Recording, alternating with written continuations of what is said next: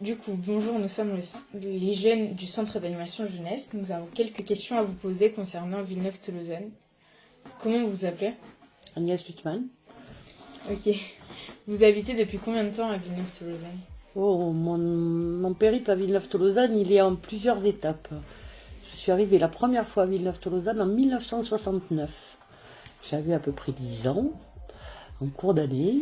J'étais en CM2, et après je suis partie au collège de Cugno, qu'on inaugurait à l'époque. Et là, je suis restée jusqu'à plus ou moins la fin de mes années lycée, où là j'étais sur Toulouse, et après je suis partie sur Paris et puis sur d'autres aventures. Et je suis revenue après à Villeneuve-Tolosane en 1995, à l'été 1995, et là j'avais des enfants qui rentraient pour un OCP, voilà. Ah ouais. Et depuis je suis là. D'accord. Que pouvez-vous nous dire sur le parc Cartaillac?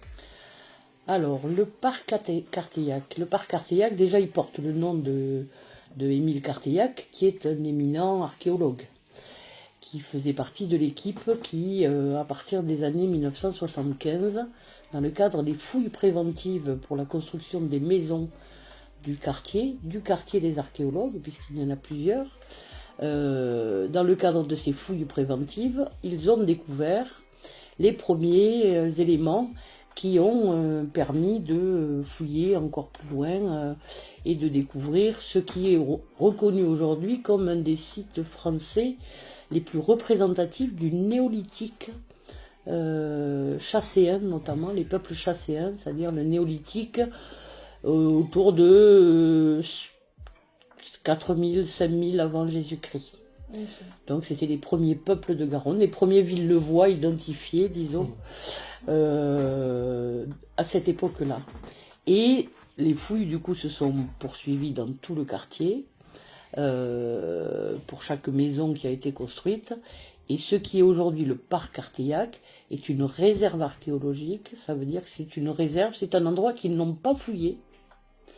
Mais vu tout ce qu'ils ont trouvé autour, c'est un endroit qui est un peu sanctuarisé parce que on sait que on peut y trouver éventuellement encore des éléments de cette époque. Ok. Pourquoi faire un musée?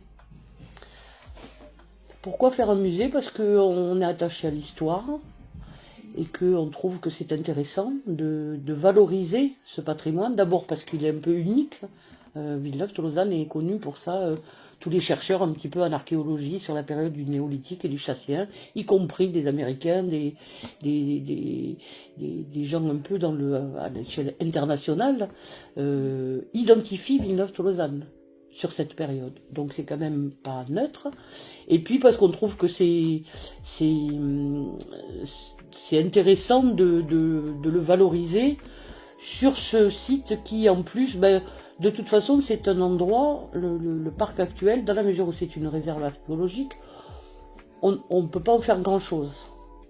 On l'a vu d'ailleurs, puisque là on est en train de le travailler pour en faire un musée à ciel ouvert, mais aussi un parc d'agrément, un parc paysager. Et rien que pour faire les trous, pour planter les grands arbres qu'on va planter l'hiver prochain, par exemple, il fallait qu'il y ait des fouilles. Et d'ailleurs, on a retrouvé encore une fois un four à galets chauffés. Donc on a encore trouvé des choses. Donc on a déplacé un arbre d'ailleurs, parce que là où on avait fait le premier trou, on a trouvé encore des éléments des chasséens. Donc pourquoi un musée? Pour valoriser, pour transmettre cette histoire de ces peuples de Garonne qui ont été les premiers à habiter un petit peu le territoire et surtout à s'y poser, puisque le néolithique et à partir des chasséens, on arrive à des peuples qui sont un peu moins nomades et qui commencent à se structurer en cités. C'est-à-dire ils commencent à avoir de l'outillage, ils commencent à avoir découvert l'agriculture, ils commencent à avoir de l'élevage, ils commencent à construire des villages. Donc c'est un peu l'enceinte du premier village villeneuvois. D'accord. Voilà. Et on trouve que c'est intéressant de le transmettre et de le valoriser.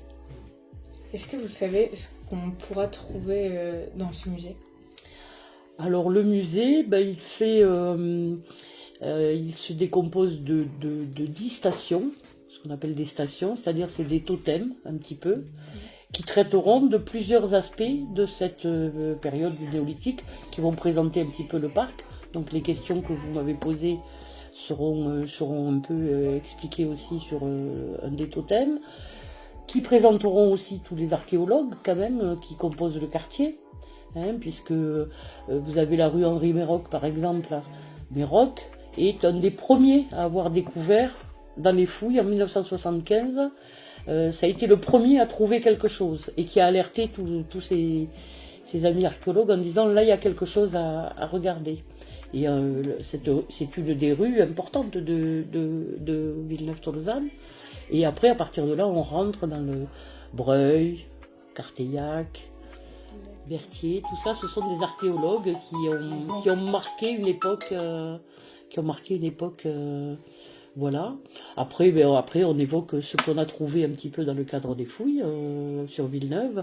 Villeneuve-Cugnot, parce que c'est vraiment un périmètre qui est assez large, puisqu'il y a eu aussi des éléments, il y a eu des sépultures, on en a trouvé, je crois, une quinzaine sur Villeneuve, Tolosane, mais on en a trouvé aussi au niveau du lycée. Et au lycée d'ailleurs, dans l'enceinte du lycée, il y a une stèle qui évoque ces fouilles. Donc c'était un périmètre, c'est pas ce qu'on appelait, voilà, moi j'appelle volontiers les peuples de Garonne, parce qu'en fait c'était des territoires qui étaient maillés, il n'y avait pas de cadastre à l'époque et de délimitation de cet ordre. Avez-vous une anecdote sur Villeneuve-Tolosane à nous raconter? Une anecdote sur Villeneuve-Tolosane. Une anecdote sur Villeneuve-Tolosane.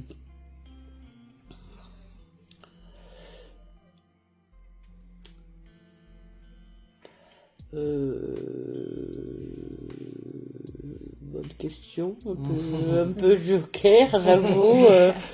Il y a quelques anecdotes, on évoquait Cugnot par exemple sur ces fouilles. Il y a une histoire quand même un peu ancienne, un peu historique avec Cugnot, puisque on partage les chasséens, mais on partage aussi un cimetière sur le haut de Villeneuve par exemple.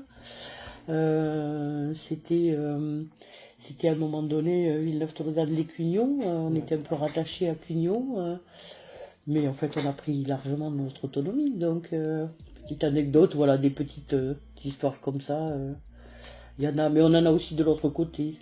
En regardant le cadastre, on s'est aperçu qu'il y avait une bande de terre qui était normalement villeneuvoise qui est passée à Prozens. Bon, ça faisait partie des petites anecdotes, comme quoi finalement on est sur des territoires de vie, et vous le savez, vous êtes jeune en plus, vous allez au lycée de Cugnot, vous vous posez pas trop la question de est-ce que vous franchissez une frontière. Je crois que les chasséens nous donnent un bon exemple en la matière. Si ça peut faire une anecdote, ça sera celle-là. Merci beaucoup. Merci à vous.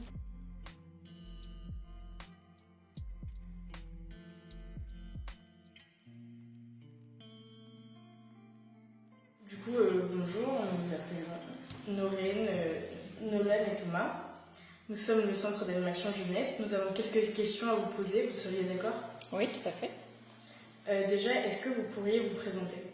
Alors moi, je m'appelle Thérèse Desabbayes, je suis responsable de la galerie d'exposition du Majorat et plus largement de tout ce qui concerne le patrimoine à Villeneuve-Tolosane. D'accord. Quels sont les éléments du patrimoine villeneuvois liés au passé chasséen? Alors Villeneuve-Tolosane, il y a un patrimoine très important concernant le chasséen. C'est un lieu qui est connu en Europe parce qu'il y a eu beaucoup de découvertes liées à ça.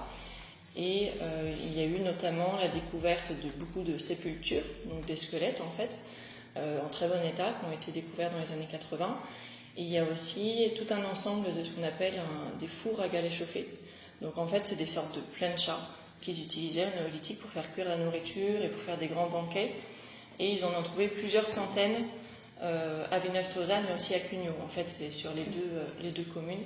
Et donc c'est ça qui est très important concernant le chasséen dans la commune, ils ont trouvé aussi des restes d'une enceinte, donc une grande palissade qui entourait les villages.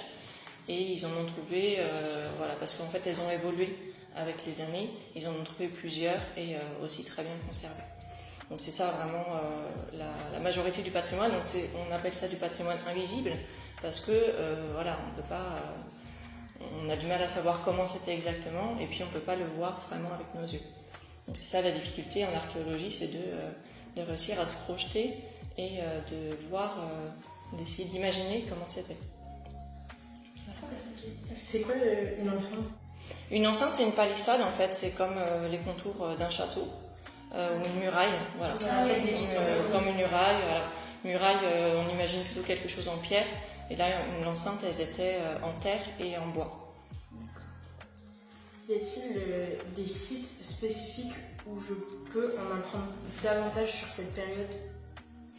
Alors, il y a le site de l'INRAP, qui est un institut de recherche sur l'archéologie, qui est très très bien fait, avec beaucoup d'images et qui est vraiment agréable à lire.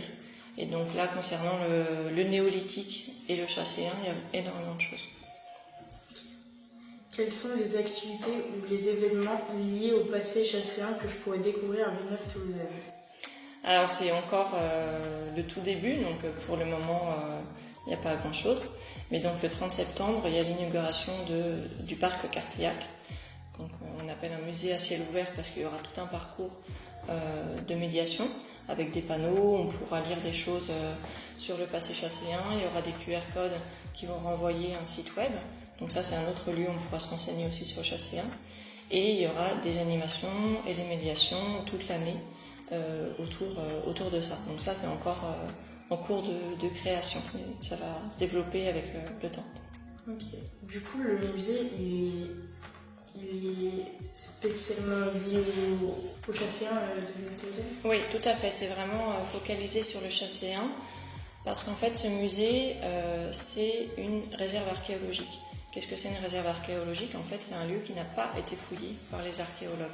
Les archéologues, ils essayent, quand ils font des grandes fouilles, de laisser des endroits où ils ne vont pas creuser, parce qu'ils se disent peut-être que dans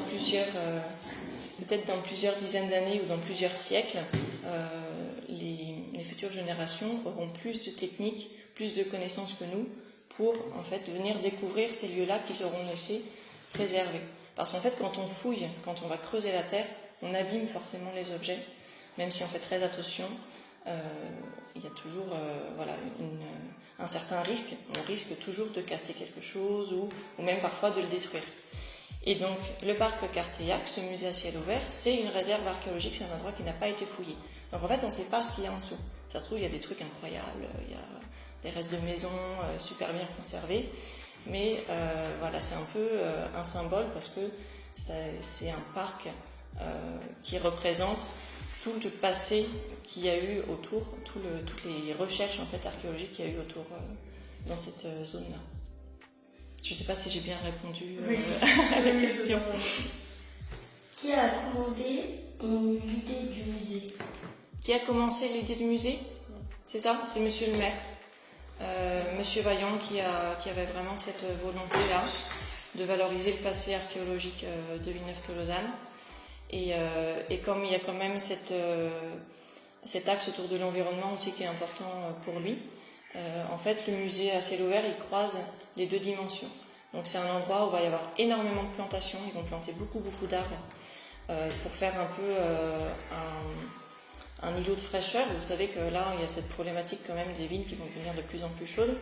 Et donc avec le parc Cartillac, il y avait l'idée de faire quelque chose d'environnemental. Et aussi quelque chose de patrimonial, c'est deux choses qui étaient très importantes pour Monsieur le maire, et donc c'est lui qui a vraiment initié le projet. Il s'adresse à qui? Il s'adresse vraiment à tout le monde parce que c'est un parc qui va être ouvert 24 heures sur 24, 7 jours sur 7. Donc on va pouvoir le traverser, on va pouvoir aller promener son chien, jouer au foot, mais aussi aller se renseigner, découvrir des choses sur le passé chasséen. Et puis, il y aura aussi beaucoup de choses avec les scolaires. Donc, nous, on va y aller avec les classes de tout niveau. Et donc, voilà, l'idée, c'était de s'adresser vraiment à tout le monde dans la mesure du possible. Et puis, les habitants, les personnes qui vont vivre à côté, c'est toujours agréable d'avoir un parc à côté de chez soi et donc ils pourront y aller à leur bon plaisir. Vous voulez ajouter quelque chose sur le patrimoine villeneuvois?